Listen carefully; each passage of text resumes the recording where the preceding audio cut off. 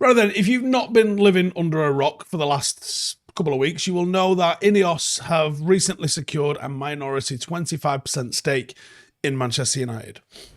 United have been bleeding internally since the Glazer family took over in 2005. And right now, the club is just about on life support. This purchase, this stake, has been potentially a shot of adrenaline for us, especially in a football world that is fueled by massive owner investment, in oligarchies that are absolutely pumping money into state-owned clubs. In that time that the state-owned clubs have been awash with cash, United has seen our capital taken out the back in wheelbarrows. Now, the Glazers have not given us the slightest bit of care, not even a baby wipe across the balls, nothing. No passion, no investment in their near 2 decades of ownership that they've had. It seems like the only favour we will ever get from them is when they leave. Ineos have a lot of work to do, and the results will only become tangible in years. I do not think the results will happen next weekend, the weekend. I think it's literally going to be years before we start to see the fruits of the labour of what they're going to do. Now, there is a method here that can build a foundation, and we have to draw the blueprint for success under Sir Jim Ratcliffe. So I'm going to attempt to do that. What would be the roadmap? What are we expecting? What would we like to see to deliver Manchester United back to being successful? And these plans, these success things, took Sir Alex Ferguson 7 years from when he arrived, overhauled the scouting first, overhauled our Manchester United, looked after and trained and developed our youth.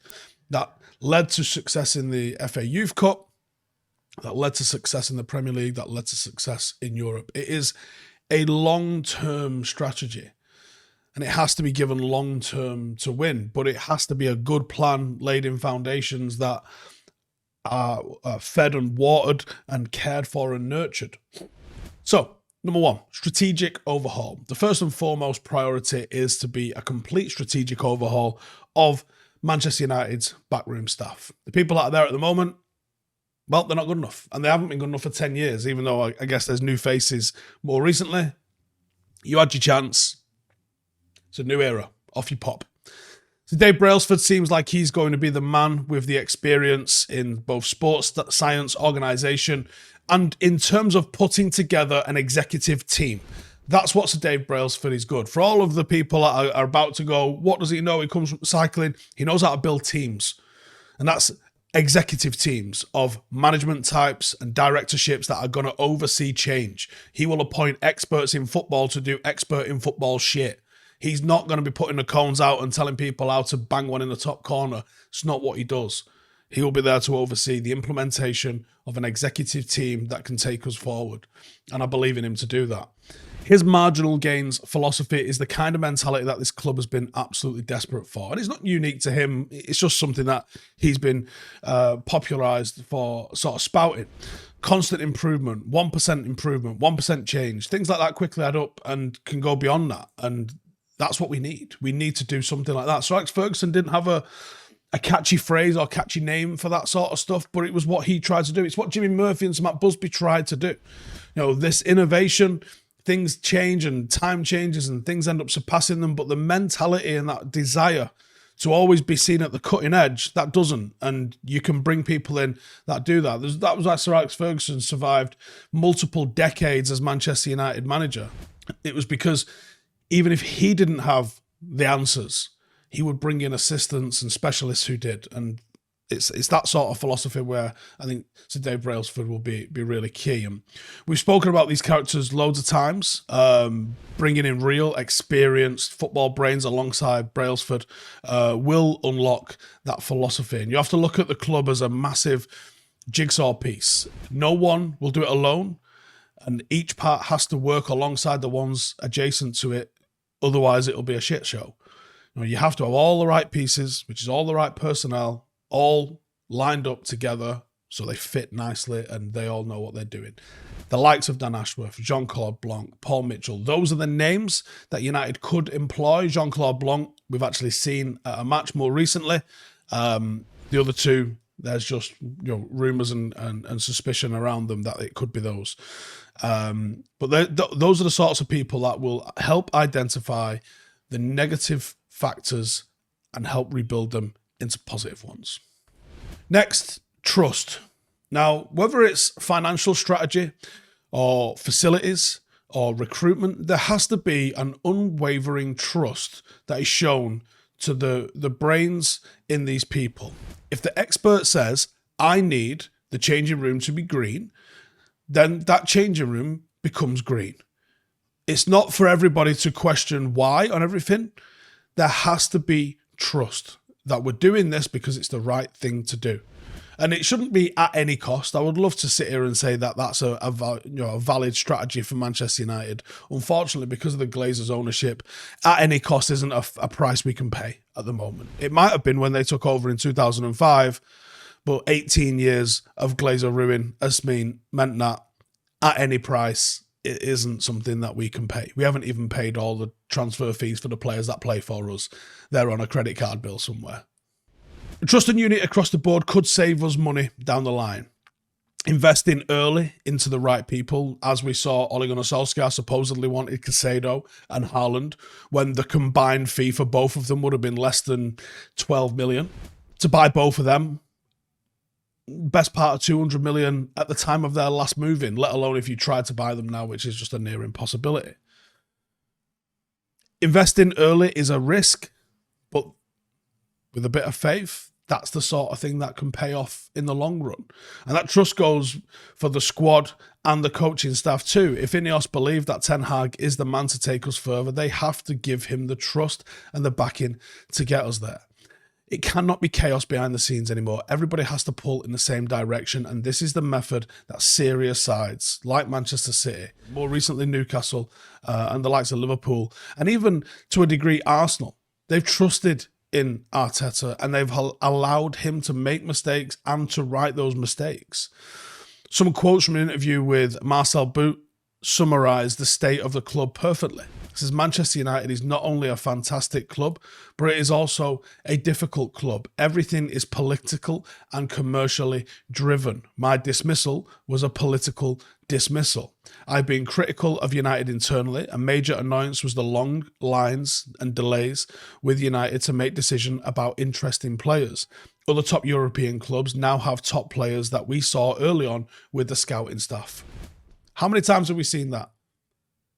That's such evident in the way this club operates. It shows a complete lack of proactiveness, inadequate management, and just downright negligent running of the football club. That's supposed to be one of the biggest in the world. And that has to change. We have to start trusting the recruitment departments and the scouts and the coaches and the sports science. We have to trust the people that we tell that they're experts and we give them responsibilities. Otherwise, what's the point? We can't have a CEO that acts like supposedly Woodward acted, just signing people willy-nilly because he liked them or he thought they'd sell us a few more shirts. That era has to be buried. No more half measures. If we identify a problem, we need to fix it completely. We can't put bandages on it. We have to completely eradicate whatever problems. No more half measures. No more quick fixes. Do it properly and do it right. Progress will take time. And there has to be a level of composure and patience across the board. A composure that won't see United panic buying anymore because we've actually done the work, we've identified the people we want to bring in, and we believe and trust in those people. We're not going to get mugged off by selling clubs because we waited till the last day of the window and Jesus Christ, we need this person or we haven't got anyone to play up front for us this year. It's not acceptable. The transfer window for summer should be getting sorted out right now, or actually 3 months ago if you can be serious with it. Post-Fergie, we've been horrendous at this. Bringing in players on stupid contracts, signing them at the last minute for even more stupid amounts. We cannot afford, literally cannot afford to make these mistakes. The way the Glazers has ran the club in the last 18 years, especially with some of the contracts that have been given, United are now struggling with financial fair play. The club that was the standard bearer, the model that everybody tried to copy for how we dealt with things commercially. We're now the ones that can't keep up with FFP.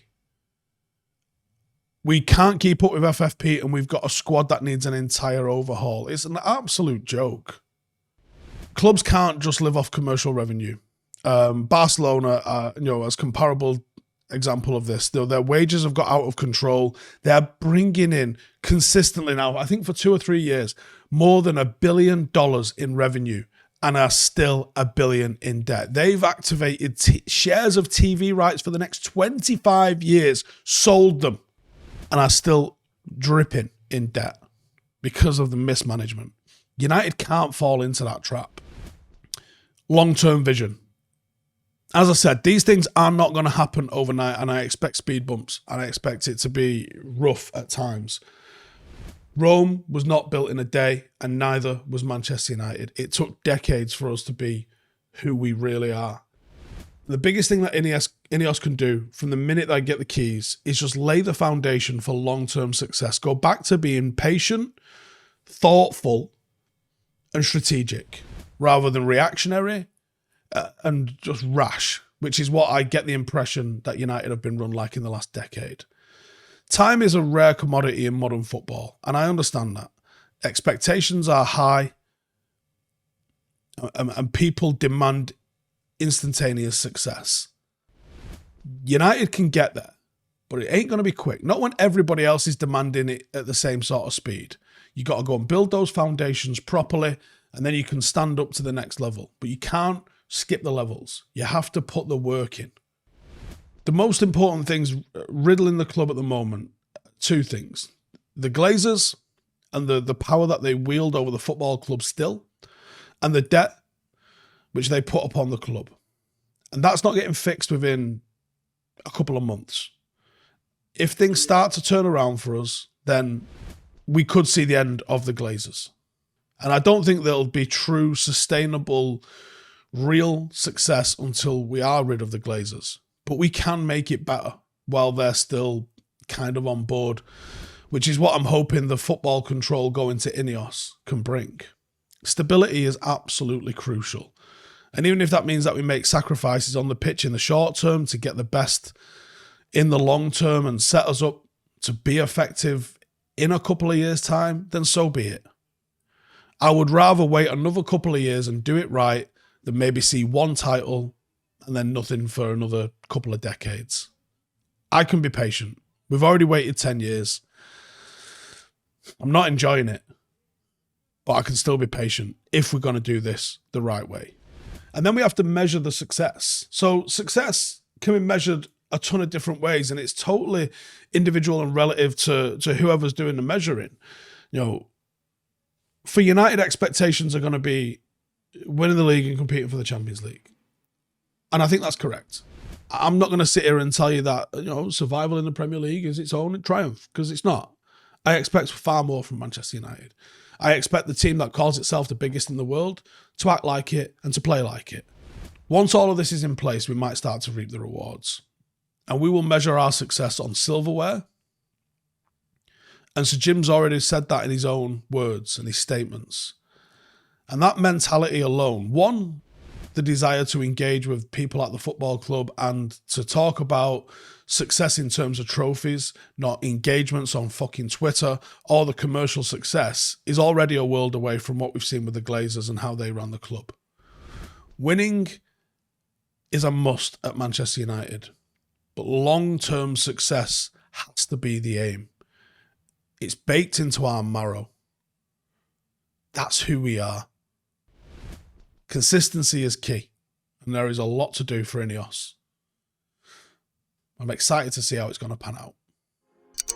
Hey, thank you for watching the video. If you are new around these parts, then don't forget to subscribe. My channel is proudly supported by my community on Patreon. If you'd like to get a little bit of extra content, a Discord group, meetups, five-a-side games, weekly podcasts, behind the scenes, and even an occasional bit of transfer news as and when I get it, then for the price of a pint, you can show your appreciation for the content that we make and get some goodies for doing so as well. Check the link in the description or click the button right here. You'll also find all of my socials here too if you want to follow me on any of those platforms. Nice one.